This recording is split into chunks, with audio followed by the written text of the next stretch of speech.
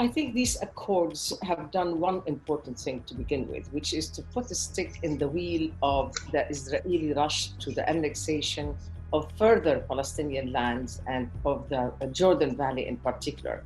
Had this annexation gone through, it really would have put an end to a genuine Palestine. So I think it is an important development in the sense that it will push for seriousness on the part of the United States and Israel in as far as becoming a real partner with Arab states. These accords are not open-ended, that Israel does what it wants and we will just go ahead with the full normalization no matter what. If there is an understanding, I'm sure, that you can't go on like that. That's so I think, yes, more Arab countries will join. When and under what circumstances, I don't know, but I know that the Americans are working very hard on that, and they're working on major countries. They hope that, honestly, as frustrated as the Palestinian leadership has been, it's time to stop saying no as a strategy. Rejecting negotiations is not a strategy, it's a tool. It is not supposed to be the end of the road. It's supposed to be a tactic on the road to a strategy. We've had a lot of that, and we've also had a lot of inter-Palestinian fights and competitions, and sticking each other in the back. And some are being more aligned with certain countries. Hamas, for example, now answers much more to Iran than it does to the Palestinians, or to the relationship with Turkey and Qatar.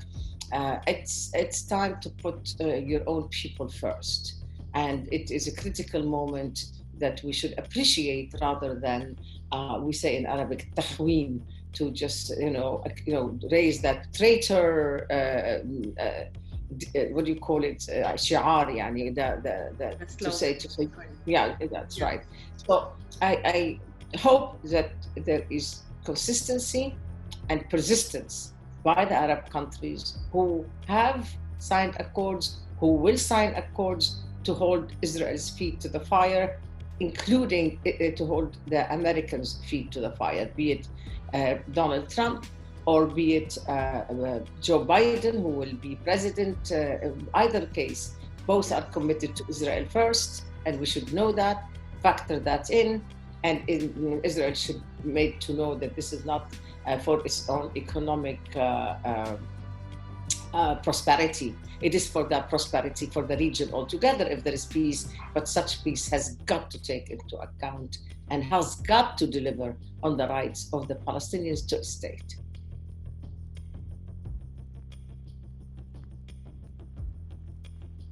There will be no reform as long as this gang of Klon, meaning all of them, is ruling Lebanon.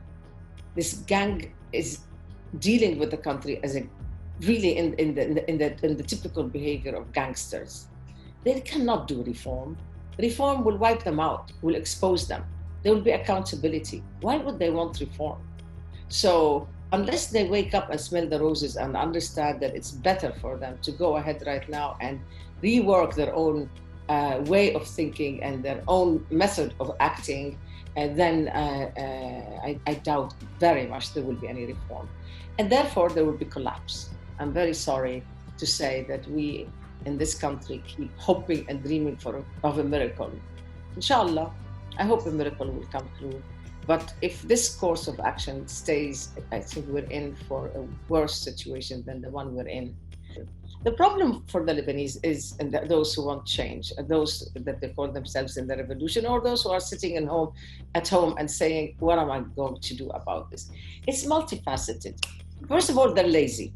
First of all, they keep thinking that, the Americans will do that, and the Iranians will do that, and the Russians will do that, and the Chinese will do that, and where's the Gulf states, and etc.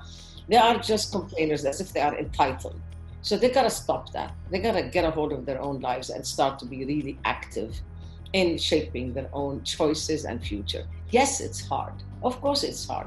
But it's a fact that you have to decide whether you're gonna push Hezbollah to report back to Lebanon and to put Lebanon as a priority, or that it will continue to report back to Tehran and put the interest of Iran above the interest of Lebanon. It's a matter of, it's existentialist question at this point for the Lebanese. And no one is saying push Hezbollah out of the political scene. To the contrary, everyone is saying we beg you, Hezbollah, to become a component, a major component of the political landscape of Lebanon, so that together we can turn a page and really become normal. Because it's not normal to have a paramilitary force operating on behalf of a capital in another country, eroding its sovereignty, in the very principle of the sovereignty of the country. So we need to address this. Let's not shove things under the rug anymore. Please stop pretending that you don't see what you're seeing. Please stop pretending that, oh my goodness, we signed this JCPOA with Iran because we were afraid that they're going to have the nuclear weapon, and that's why we had to do it. Well, what you did, you together, the Europeans, the three European countries in particular, Germany, France, and the UK, together with China, Russia, and the USA during President Obama's term, what they've done is given a free pass to Iran to act as it wanted on the regional level. This was a decision. They agreed in order to get to the nuclear deal. They agreed beforehand to take off the table any discussion of Iran's regional ambitions or regional plans. Therefore, they are direct contributors to what happened in Syria, the killing of Syria, the killing of the country, Syria. They are responsible for where Iraq is being stuck. And I'm afraid, and I want to hold them responsible for what's going to happen to Lebanon. So they really need to wake up and smell the roses and start pretending that all they want is peace. They don't want the nuclear bomb. We don't either, but it doesn't mean that you allow a bomb to walk into my own home and pretend that you don't know the sources of it. So enough is enough for the European double standard, honestly, because Lebanon is being sacrificed in daylight. They've got, all of those countries, they have got to take responsibility. China in particular, Russia. So it's true, the Lebanese must do something about it. But please remember, factor in the absolute fright of a return of a civil war, where, particularly when Hezbollah has arms, allure, backed by Iran, and the other party really doesn't. Anyway, we don't want a civil war. We want pressure. We want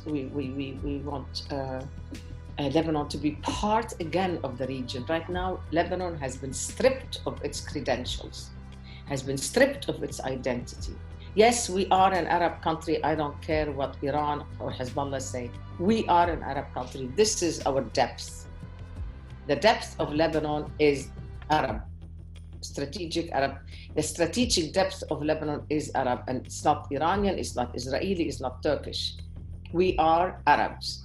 Therefore, this all has to be factored in so that eventually, and I think eventually, what's right will take place.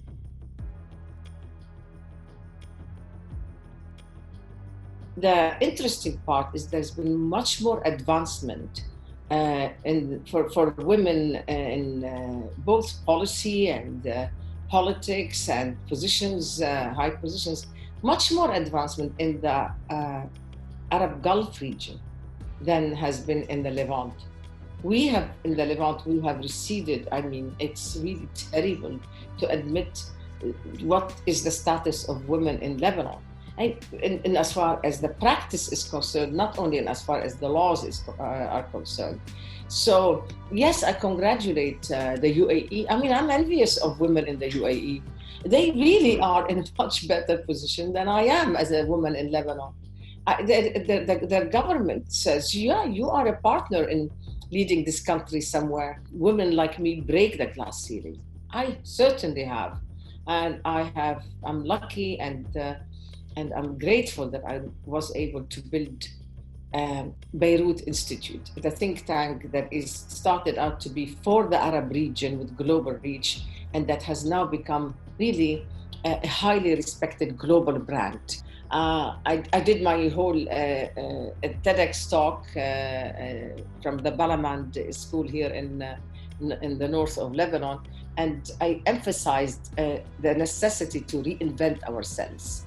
This is across the board, but especially we women have to reinvent ourselves all the time. How how to dare to differ. That was the title of the TEDx talk. But what I want to say is that here we are with a woman who founded and is the executive chairman of a serious think tank that is taken seriously in everywhere in any capital, world capital, and is they say chapeau.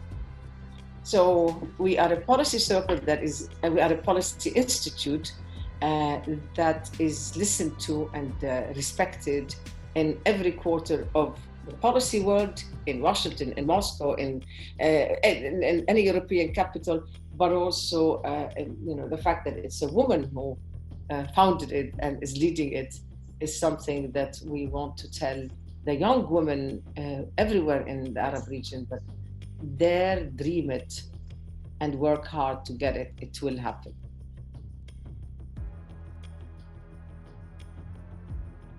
I said, look, I can't do a summit through webinars. Anyway, I watched, I don't know how many webinars I watched. And then I decided that, wait a minute, I have something that we do in Beirut Institute Summit in Abu Dhabi, and that is our signature, which we call policy circles, where I put a few people. Normally I put 25 people average in a room, and they brainstorm and they speak openly, off the record in that case, and think policy and speak policy. And we produce that in recommendations thereafter.